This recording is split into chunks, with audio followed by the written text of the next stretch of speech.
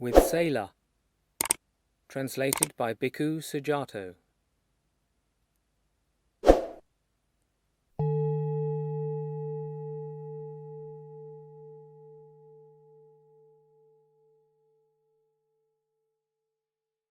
So I have heard. At one time the Buddha was wandering in the land of the northern Arpanas, together with a large sangha of 1,250 mendicants, when he arrived at a town of the northern Arpanas named Apana.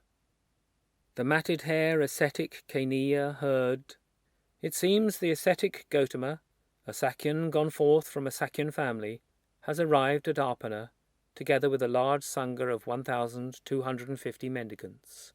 He has this good reputation, that blessed one is perfected, a fully awakened Buddha, accomplished in knowledge and conduct, holy, knower of the world, supreme guide for those who wish to train, teacher of gods and humans, awakened, blessed.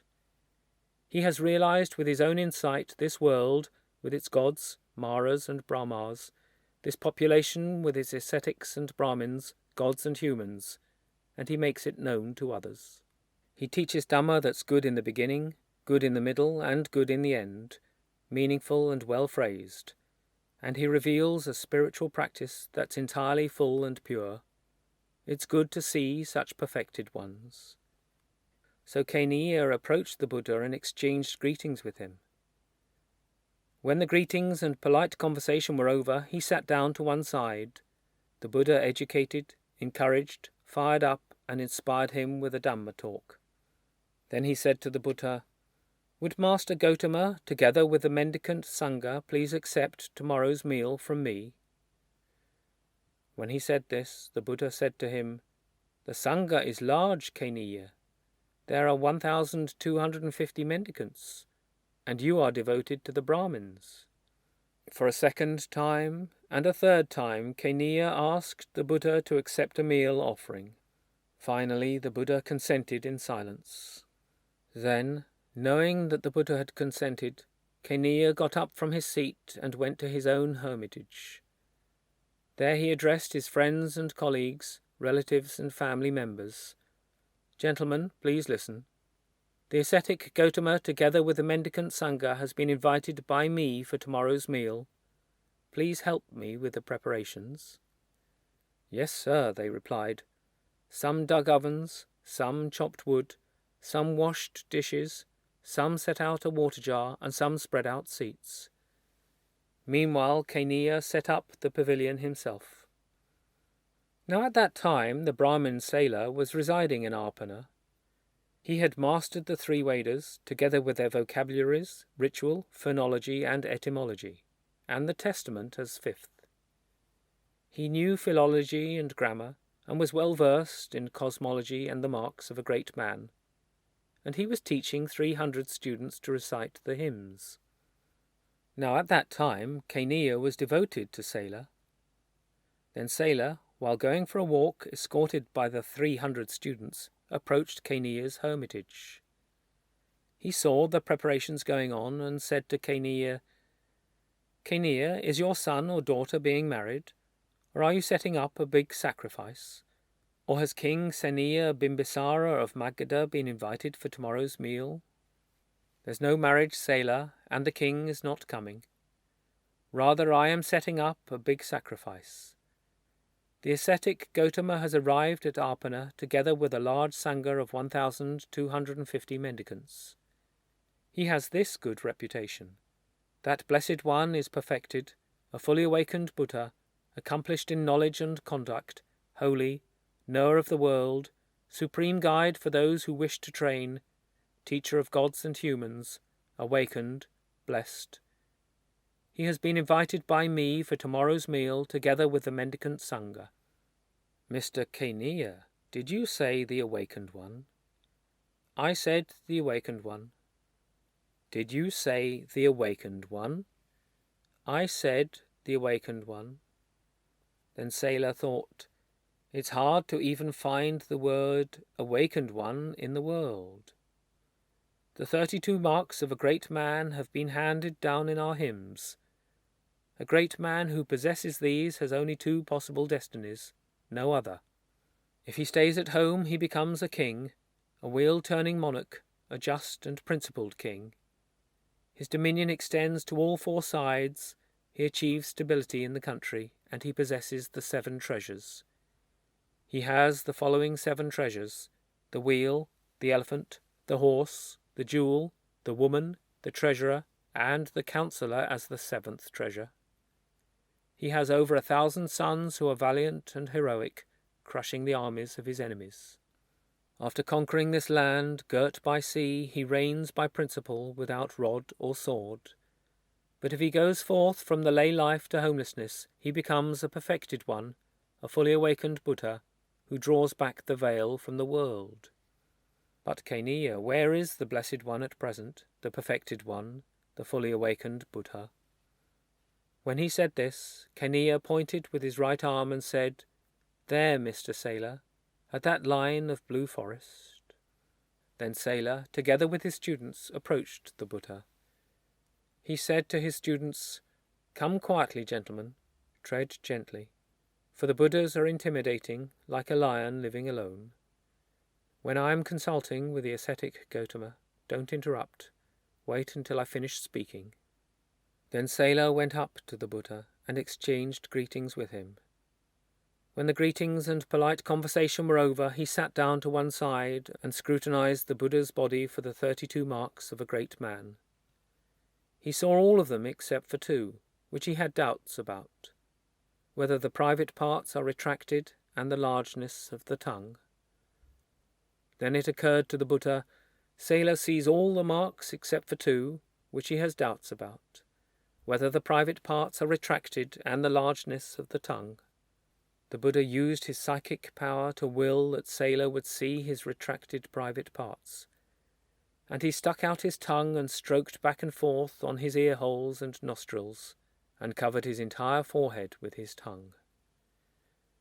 Then Sela thought, the ascetic Gotama possesses the 32 marks completely, lacking none, but I don't know whether or not he is an awakened one. I have heard that Brahmins of the past who were elderly and senior, the teachers of teachers, said, "Those who are perfected ones, fully awakened Buddhas, reveal themselves when praised. Why don't I extol him in his presence with fitting verses?" Then Sela extolled the Buddha in his presence with fitting verses. "O Blessed One, your body's perfect, you're radiant, handsome, lovely to behold, golden-coloured, with teeth so white, you're strong. The characteristics of a handsome man, the marks of a great man, are all in your body. Your eyes are clear, your face is fair, you're formidable, upright, majestic. In the mists of the Sangha of ascetics you shine like the sun. You're a mendicant fine to see, with skin of golden sheen, but with such excellent appearance, what do you want with the ascetic life?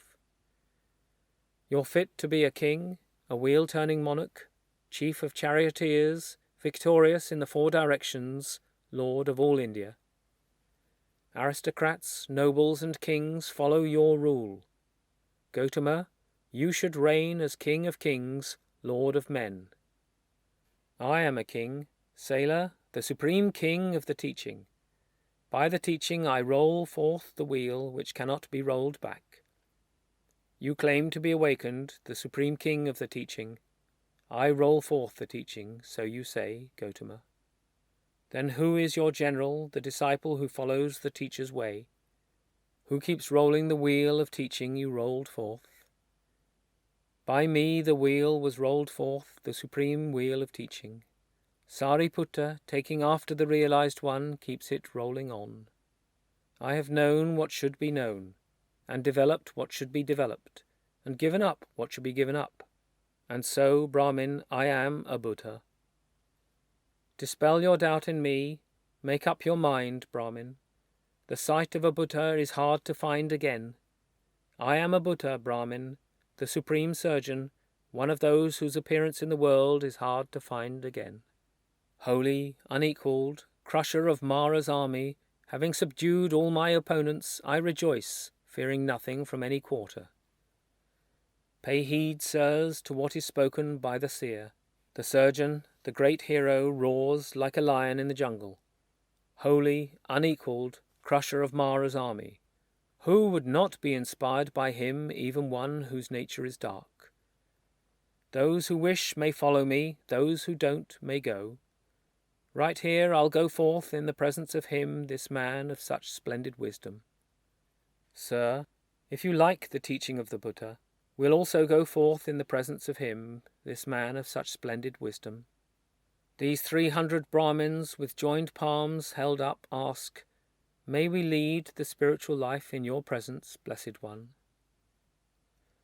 The spiritual life is well explained, said the Buddha, visible in this very life, immediately effective. Here the going forth isn't in vain for one who trains with diligence. And the Brahmin Sela, together with his assembly, received the going forth, the ordination in the Buddha's presence. And when the night had passed, Kaniya had a variety of delicious foods prepared in his own home.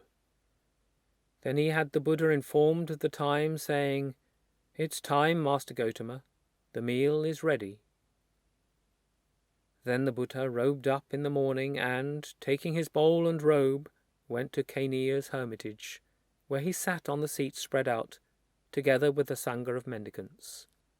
Then Kaniya served and satisfied the mendicant Sangha headed by the Buddha, with his own hands with a variety of delicious foods.